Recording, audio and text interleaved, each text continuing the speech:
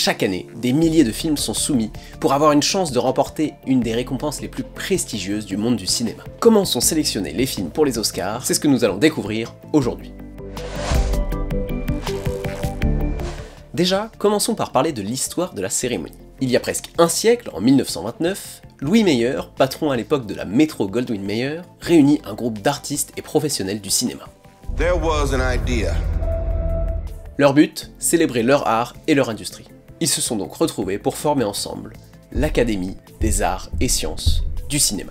Alors à cette époque, on est encore à l'aube du cinéma, mais c'est un loisir qui devient quand même de plus en plus populaire, et ça, ils l'ont bien senti. Alors, le 16 mai 1929, la première cérémonie des Oscars a lieu. C'était un événement modeste à l'époque, comparé à ce qu'on connaît aujourd'hui, mais ça a quand même ouvert la voie à ce qui allait devenir la plus grande cérémonie de l'industrie cinématographique.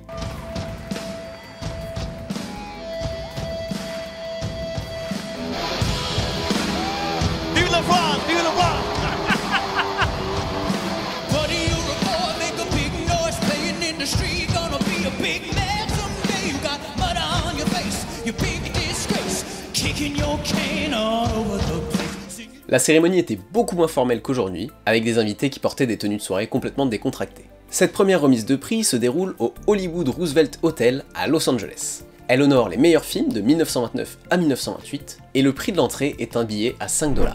Ce sont plus de 270 personnes qui participeront à la cérémonie, une cérémonie qui va durer jusqu'au bout de la nuit. C'est faux, ça a été plié en 10 minutes. Mais c'est pas la durée qui compte. La tension est immense pour les artistes qui attendent le verdict. Non, c'est faux aussi. Tout le monde connaissait les gagnants 3 mois à l'avance. Bon, c'était juste histoire de faire une petite fête ensemble, quoi. Et c'est seulement à partir de 1942 que le vote sera secret jusqu'au jour de la cérémonie. À l'époque, on donne aux gagnants une petite statuette en or représentant un homme nu tenant une épée au-dessus d'une bobine de film. 34 cm, 3,5 kg, bronze massif plaqué or 24 carats, il a fallu attendre 1939 pour que le nom de Oscar soit donné au trophée. On sait pas avec certitude pourquoi ça s'appelle un Oscar, même si on a quand même deux petites théories que je vous partage sur mon compte TikTok. Au fil des décennies, les Oscars ont connu de nombreux changements et améliorations. Des nouvelles catégories ont été ajoutées pour célébrer les réalisateurs, les acteurs, les techniciens et les films animés. Au fil des années, la cérémonie a évolué pour devenir un des événements les plus importants de l'industrie cinématographique. En 1953, la cérémonie est diffusée pour la première fois à la télé. The Academy of Motion Picture Arts and Sciences 25th Annual Academy Awards. Et là, la cérémonie devient tout de suite beaucoup plus formelle.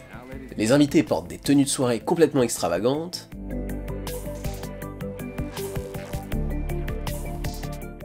On a des grosses performances musicales qui deviennent une partie intégrante de l'événement. C'est un vrai show. Et puis petit à petit, on a commencé à rajouter de plus en plus de catégories pour récompenser les professionnels. En 1929, il n'y avait que 12 catégories, dont la meilleure image, la meilleure réalisation, la meilleure actrice, le meilleur acteur. Et puis on a rajouté d'autres catégories, comme par exemple le meilleur maquillage et coiffure, la meilleure bande originale, etc. Cependant, malgré tous ces changements, la cérémonie a connu de nombreuses controverses. Notamment en 2016, quand la cérémonie a été accusée de ne pas être assez diversifiée, puisque aucun acteur ou actrice afro-américain n'était nominé dans les catégories principales. Cette controverse a conduit à un changement dans les règles de sélection et de nomination, pour accroître la diversité au sein de l'organisation. Mais ça, on en reparlera tout à l'heure. Bref, la cérémonie a connu une évolution significative depuis 1929. Et s'il y a bien une chose qui n'a pas changé, c'est que cette cérémonie reste ultra importante dans l'industrie du cinéma. Alors, comment sont sélectionnés les films pour les Oscars? Tout d'abord, pour être éligibles aux Oscars, les films doivent respecter certaines règles. Ils doivent avoir été projetés publiquement à Los Angeles pendant au moins 7 jours consécutifs avant le 31 décembre de l'année précédente. De plus, le film doit durer au moins 40 minutes et être produit à des fins commerciales. Les films d'animation doivent avoir une durée minimale de 70 minutes et avoir une projection aux salles pour au moins 7 jours consécutifs à Los Angeles également. Chaque année, les membres de l'Académie soumettent leurs films préférés pour une sélection dans diverses catégories. Les films doivent être sortis au cinéma pendant la période de qualification, généralement entre le 1er octobre et le 30 septembre de l'année en cours. Une fois qu'un film est éligible, il doit être soumis pour considération par les membres de l'Académie des arts et sciences du cinéma, qui est l'organisation qui décerne les Oscars. Les studios de cinéma envoient des copies des films aux membres de l'Académie pour qu'ils les visionnent. Alors les membres de l'Académie sont divisés en plusieurs branches qui représentent chacune une catégorie des Oscars. Donc il y a une branche pour les réalisateurs, une branche pour les acteurs, etc. etc. Du coup, pour cette phase, c'est important de noter que les membres de l'Académie ne peuvent voter que pour des films qui sont dans leur domaine de prédilection. c'est-à-dire qu'un acteur ne peut pas voter pour le meilleur maquillage et la meilleure coiffure. Par contre, tous les membres de l'Académie peuvent voter pour le meilleur film et la meilleure image. Et petit bonus, tous les membres de l'Académie peuvent quand même visionner les films, même s'ils sont pas sélectionnés dans leur domaine de prédilection. Ça fait partie des petits avantages. Les nominations sont ensuite compilées, et celles qui ont reçu le plus de votes sont retenues pour la liste finale des nominations. Ensuite, pour cette dernière phase, tous les membres de l'Académie peuvent voter dans n'importe quelle catégorie. Le vote final est effectué en ligne, et est ensuite comptabilisé par une agence de comptage indépendante, qui annonce les gagnants lors de la cérémonie. Les critères de sélection incluent la réussite artistique, technique et commerciale du film. Et aujourd'hui, il y a quelques petits critères qui sont venus s'ajouter. En effet, pour encourager la diversité, l'Académie a ajouté 4 nouveaux critères. Je vous les lis vite fait.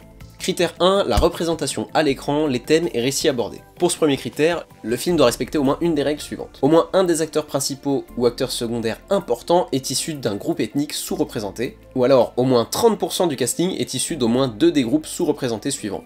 Femmes, groupe ethnique, LGBTQ, personnes souffrant de handicap cognitif ou physique, ou sourdes ou malentendantes.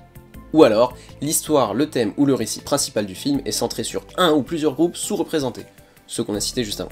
Le deuxième critère ensuite, c'est par rapport à la direction artistique et l'équipe du projet. Donc là pareil, ça doit respecter au moins une des règles. Bon, je vous les relis pas, c'est les mêmes critères mais appliqués à l'équipe technique cette fois.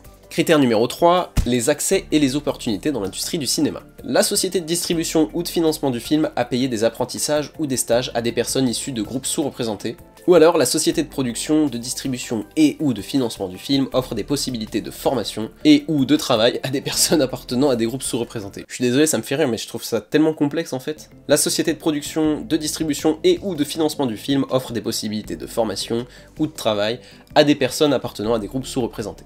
Et enfin, le dernier critère concerne le développement de l'audience. Bon bah là, le studio ou la société de cinéma compte dans ses équipes de marketing, de publicité ou de distribution plusieurs cadres, issus de groupes sous-représentés. Je suis curieux de savoir ce que vous en pensez, donc n'hésitez pas à le dire en commentaire, pour avoir un débat bienveillant s'il vous plaît. Et puis je suis assez défenseur de la diversité dans une certaine mesure, d'ailleurs je prépare une vidéo à ce sujet par rapport à La Petite Sirène qui sort bientôt, donc de toute façon on en reparlera sur la chaîne.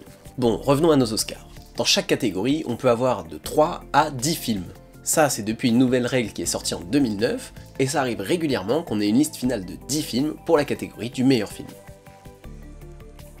Les nominations sont annoncées environ un mois avant la cérémonie officielle. Comme je le disais, le processus de sélection est souvent critiqué pour son manque de diversité. Du coup, l'Académie a essayé de changer ça, notamment avec les critères que j'énonçais plus tôt, mais aussi en invitant plus de femmes, personnes de couleur ou groupes sous-représentés au sein de l'Académie. Voilà. Il faut pas oublier qu'il y a une grande part de marketing dans cette cérémonie, surtout dans la sélection des films, puisque certains studios sont prêts à payer des sommes folles pour promouvoir leurs films auprès des membres de l'Académie, comme par exemple avec des projections spéciales, des rencontres avec les acteurs et des publicités dans les médias spécialisés.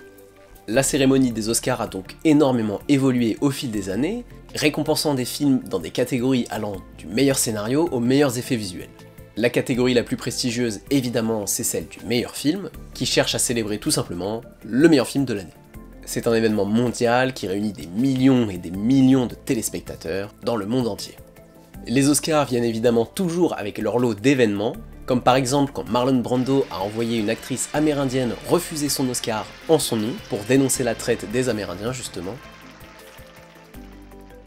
And the reasons for this being are the treatment of American Indians today by the film industry.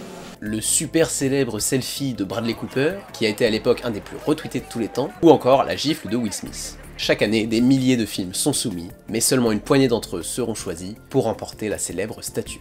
Merci d'avoir regardé cette vidéo, n'hésitez pas à la partager si elle vous a plu, laissez un petit like, un commentaire, et comme d'habitude, on se retrouve dans 2 semaines pour la prochaine vidéo.